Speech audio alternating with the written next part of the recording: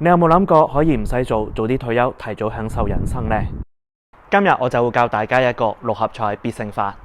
大家如果跟住我做，有97.幾%嘅機會，3年咧就會成為百萬富翁，10年咧就可以選擇提早退休啦。我都係呢個方法嘅得益者啊！諗起舊時，咁我當年25歲時候都仲係身無分文，不過到咗35歲咧就達到第一個目標啦。不過我就好中意自己份工啊，所以咧都係去到40幾歲先真正退休。六合彩嘅規則，相信香港人咧都耳熟能詳啦。不過我呢度都不累咧同大家再講解一下。簡單嚟講，就喺49個號碼裏面抽6個出嚟，另外再加一個特別號碼。以下嘅例子，我就會假設抽出嚟嘅號碼就係1、2、3、4、5、6，特別號碼就係7。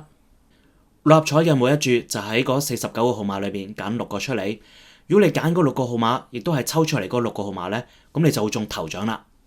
喺呢個例子裏面，如果你選擇嘅號碼係1、2、3、4、5、6咧，咁你就中頭獎。中頭獎嘅機會，數學上就係叫做49C6，答案就大約係1400萬分之一。咁二獎又點樣計呢？我細個時候都唔係好明嘅，明明大家都係中6個 number， 點解二獎派彩少頭獎咁多呢？原來中二獎機會咧係比中頭獎大好多嘅。因為要中二獎咧，你只要中個特別號碼，同埋喺嗰6個號碼裏邊咧中5個就得啦。咁所以咧其實係有6個組合嘅。以呢個例子嚟講咧，你可以中1、2、3、4、5、7又得，你中1、2、3、5、6、7又得，如此類推。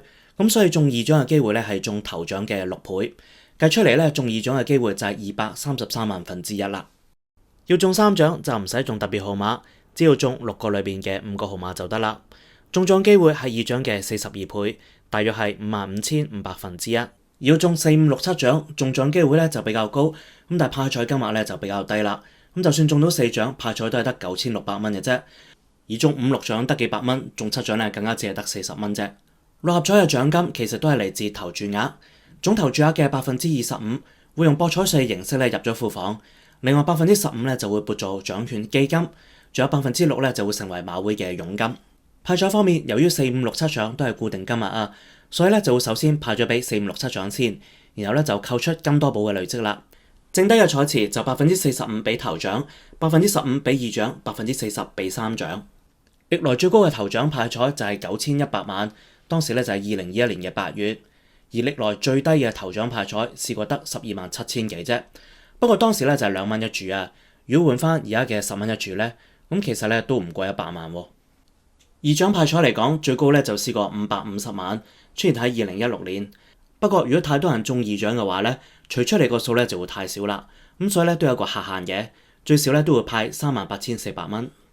六合彩就冇規定每次最多可以買幾多注啊，有啲人想中獎機會大啲，就會買多幾注啦。不過如果要買好多張飛，每張飛個6個 number 都唔同，都有排講啊。就算可以買電腦飛，對嘅時候都好麻煩。所以有啲人就會買複式啦，例如講7個 number 出嚟，買晒呢個7個 number 所組成嘅所有6個 number 組合。如果抽出嚟嗰6個 number 喺呢7個 number 裏邊，咁咧就會中頭獎啦。要買7個 number 就等於一次過買7注，8個 number 就等於一次過買28注，要買10個 number 就等於一次過買210注啦。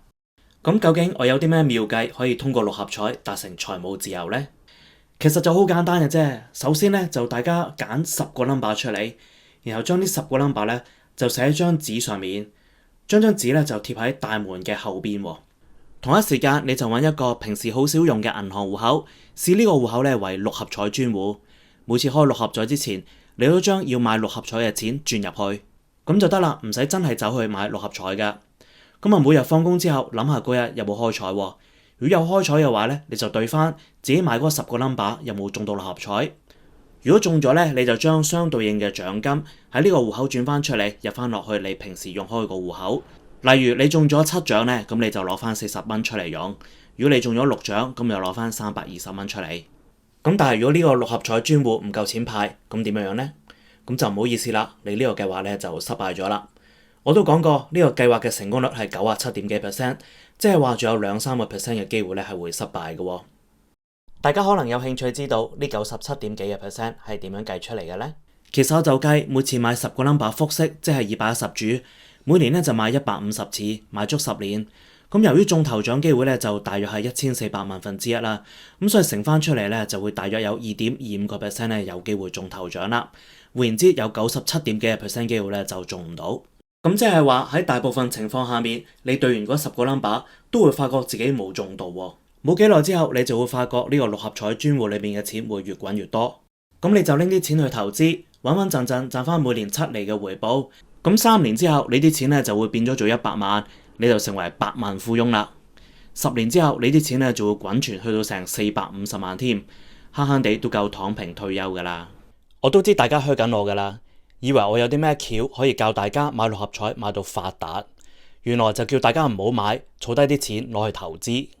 不過大家又諗下，六合彩差唔多有成一半嘅彩金咧，就可以做博彩稅、馬會佣金同埋獎券基金喎。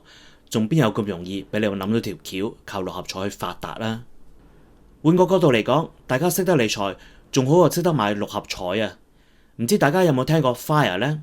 FIRE 全名咧就係 Financial Independence Retire Early， 係一個新思維嚟嘅諗法，就係而家科技進步，物質寬裕啊！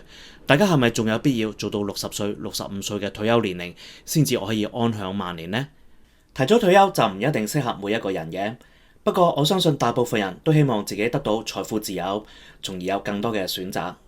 畢竟有咗財富自由之後，就可以日日做愛做嘅事情啦。中意每日瞓到自然醒又得，中意日日走去遊山玩水亦都可以。而對於香港人嚟講，財富自由咧就有更深一層嘅意義。基本法第27條規定，香港居民享有言論、新聞、出版嘅自由，亦都有結社、集會、遊行、示威嘅自由。可以見呢啲自由咧相當重要喎。有咗財富自由之後，你就可以自己揀喺邊一類型嘅社會生活。你可以選擇喺一個實行普世價值嘅社會裏邊生活又得，你中意有中國特色嘅民主社會，亦都未嘗不可。講翻我介紹嘅六合彩必勝法啦，大家可能會問，咁咪即係每個月要擺成26000幾蚊入嗰個六合彩專戶嗰度，邊有咁多錢啊？其實好簡單啫。你唔好買咁多個 number， 或者每次買半注咁咪得啦。呢個表就顯示買幾多個字，每月需要幾多資金。如果買半注嘅話，金額咧就減半。當然買少咗，要成為百萬富翁或者提早退休嘅時間咧就會褪遲咗啦。大家可能又會問，得450萬港紙邊夠退休啊？呢度大家咧就有所不知啦。喺財富自由嘅世界裏邊，有一個叫做4% Safe Withdrawal Rate 嘅概念。將來我會同大家詳細解釋一下。簡單啲嚟講，450萬用4% Safe Withdrawal Rate 去計，每個月都可以產生15000蚊嘅被動收入。想當年我第一份工都係得咁多人工咋。最後一個問題，有咩嘢投資可以賺到每年7% 嘅回報呢？呢一集係我財富自由系列嘅第一集，想知道答案就要即刻訂閱胡思頻道啦。再見。